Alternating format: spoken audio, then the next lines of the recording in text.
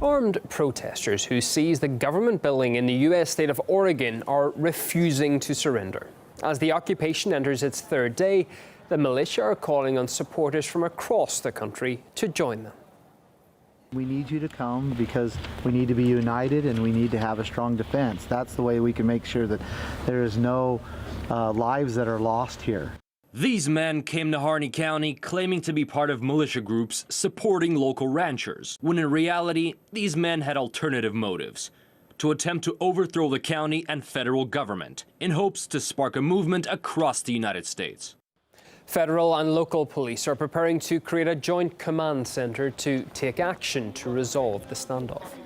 The armed men have criticized authorities for what they call a failed legal process concerning 2 locals convicted of arson.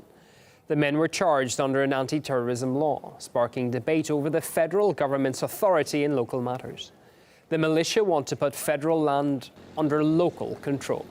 Igor Piskunov is in Oregon for us.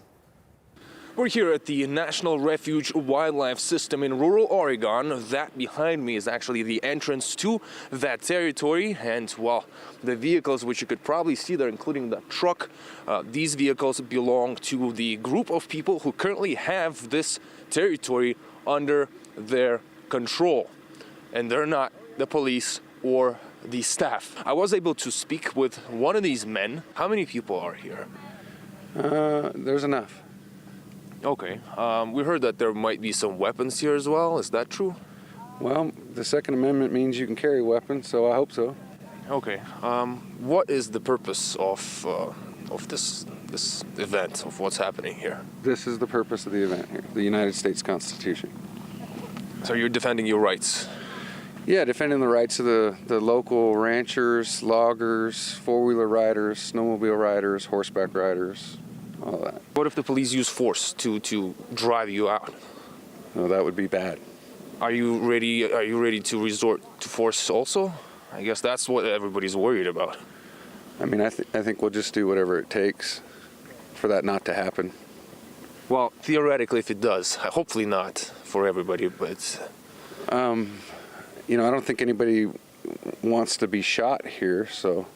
Earlier, another representative of this group of people warned the authorities from using force. The federal government should respond to this with force or just be constitutional? If they did, they should just be constitutional. That's a great point. But if they did, they would be doing it and putting lives at risk. I asked the man that I spoke with whether or not they're prepared to allow the staff of this refuge inside, and he said that anything could happen.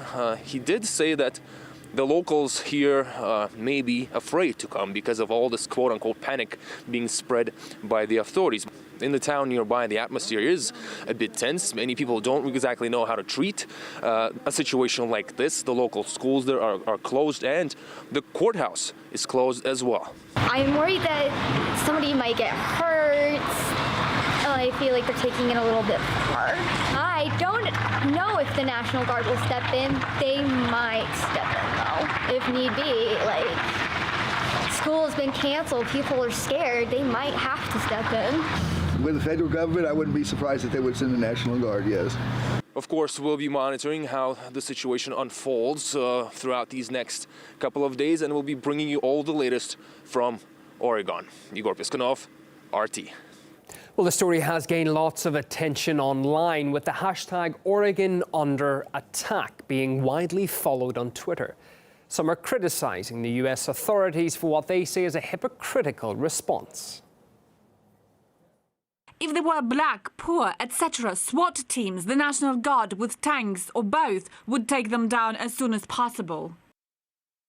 My biggest problem with Oregon under attack is the difference of response. If they were black or Muslim, we'd be in a national lockdown. How do unarmed black protesters warrant the National Guard, yet armed white men warrant only the media coverage? If they were not white, they would not be alive right now. Nobody is clamoring for for the